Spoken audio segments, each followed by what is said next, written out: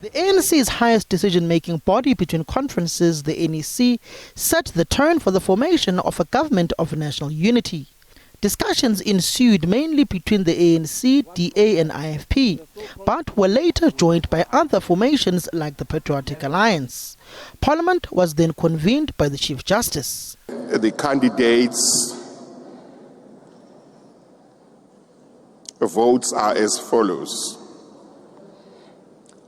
Honorable J.S. Malema, 44 votes.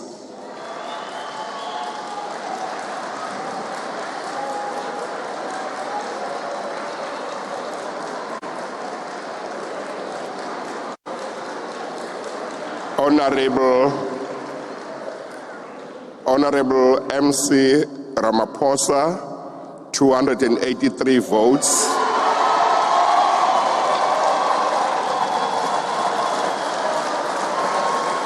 The results of the presidential vote in the National Assembly, presided over by Chief Justice Raymond Zondo, got the ball rolling in the government of national unity.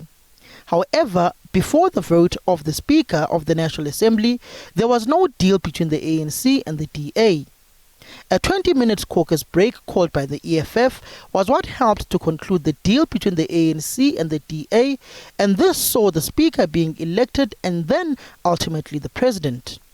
The ball then moved to the presidential inauguration at the Union Buildings. I, Matamela Cyril Ramaphosa, swear that I will be faithful to the Republic of South Africa, devote myself to the well-being of the Republic and all its people. So help me God. When the inauguration was done and dusted, the political tectonic plates then shifted to the negotiations on the formulation of government. That came with letters flying between the ANC and the DA, while the ANC was broadening the share of the pie with other parties. The DA's federal chairperson, Helen Zille, drafted and sent a condescending, legally flawed letter to ANC Secretary General Fikile Mbalula, according to President Ramaphosa. The DA had wanted 10 cabinet posts with deputy ministers and wanted to fire some director generals. However, on the 11th hour, compromises were made and a deal was reached after the ANC threatened to proceed without the DA. Following discussions over the course of the last few weeks, a total of 11 parties have elected to work together in government as well as in parliament. Ultimately, the executive was announced by the president of the country, stating that a huge balancing act had to be done. We have had to consider how to form a new government in a manner that advances the national interest, that also gives due consideration to the outcome of the election and that makes use of the respective capabilities within each of the parties represented. However, resistance to the GNU, which includes the DA, was gaining traction in Gauteng. Premier Panyaza Lesufi and the DA were not finding one another, which prompted the ANC nationally to halt 2 provincial cabinet announcements. This was done to prevent Gauteng from negatively affecting national discussions. The DA was refusing to accept 3 MEC positions in the provincial executive and wanted more.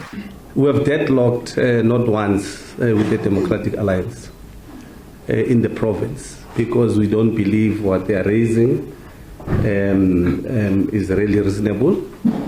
But when we started, in fact, the first time the premiership was not contested at the legislature, including the speaker and the deputy speaker. There was agreements according to us. From there, we just deadlocked up until today. So that's the reality.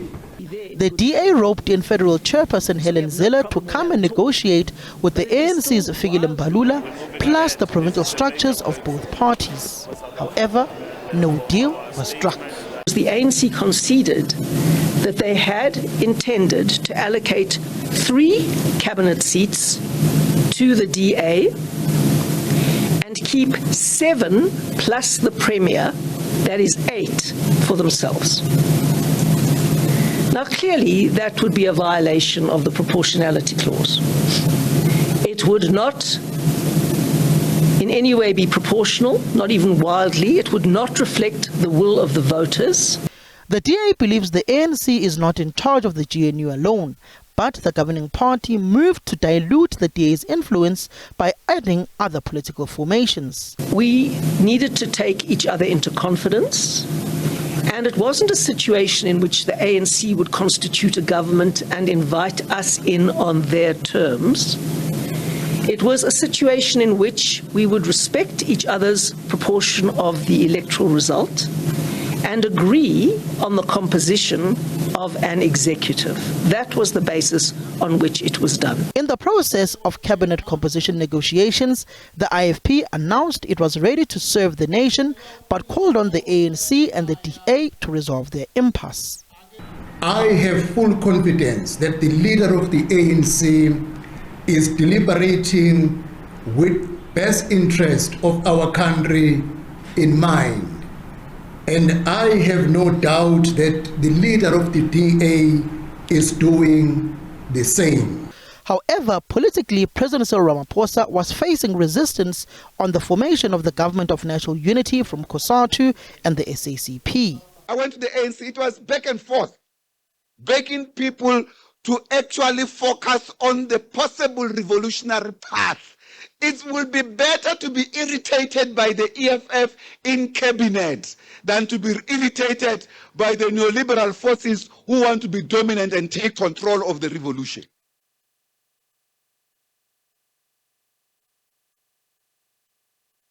I'm not the leader of the EFF, but I went to see them, and I want to appreciate that they respected my engagement. I know them. I gave Floyd his first job.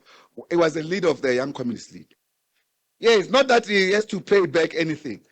Yes, but we have a line. I can talk to him. Nothing stops me from talking to him. So we have an engagement. And Dr. Ndlozi, we had engagement with all of them.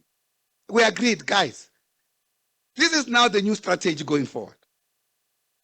But some of the comrades in the ANC, particularly this neoliberal faction, was too impatient. They did not want to engage with them. They did not even want to offer them something serious. And yet they went on to offer these reactionary forces, anti-revolutionary forces, colonial forces, so much power.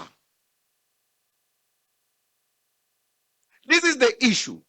Then the other faction inside the African National Congress was too helpless to reconfigure this. They debated in the NEC and so forth, we understand, but it didn't go anywhere. The ANC had its set up political power, then it has to do this with the DA.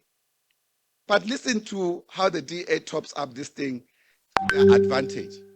In the morning in Parliament, President Adrian Basson of News 24 releases to the media 2 signatures, Fikile Mbalula, Helen Zille, to the public. Nothing else, just the signature. God.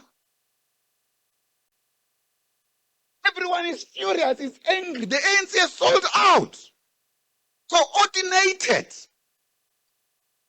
That same day, so it doesn't give the people the truth.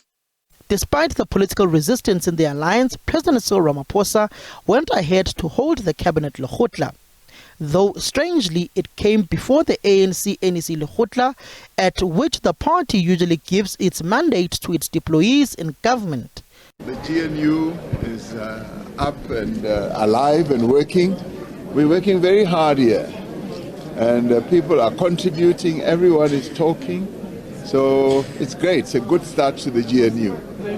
Yeah. The president hailed the cabinet lekgotla as a success, with no dissenting voices from other political party leaders appointed as ministers. Oh yes, we had a really wonderful cabinet lekgotla over the weekend, and everyone who attended, all people from various political parties, felt that it was the very best cabinet lekgotla and the very best strategy session that they had ever been to, because there was great synergy, there was no dissenting voice, there various issues that were discussed. We found that we had common purpose, we were unified in our message, in our intent, in our commitment to take South Africa forward. So the statement of intent that all political parties signed is the glue that holds us all together. But more than that, the constitution of our country is the overarching glue that we all subscribe to, its values, its principles. And so therefore we combined around that and started plotting out what needs to be done to advance the lives of the people of South Africa in accordance with the priorities set out in the state of intent. So when I open Parliament, I'll be outlining precisely the issues that we have arrived at. So there was unanimity on nearly everything. So it was a wonderful, wonderful, extremely wonderful cabinet Lekgotla. The President will this week provide the outcomes of the Lekgotla at the official opening of the 7th Parliament, where he will outline the tasks of his administration and its economic trajectory. Samkele Masego, SABC News, Johannesburg.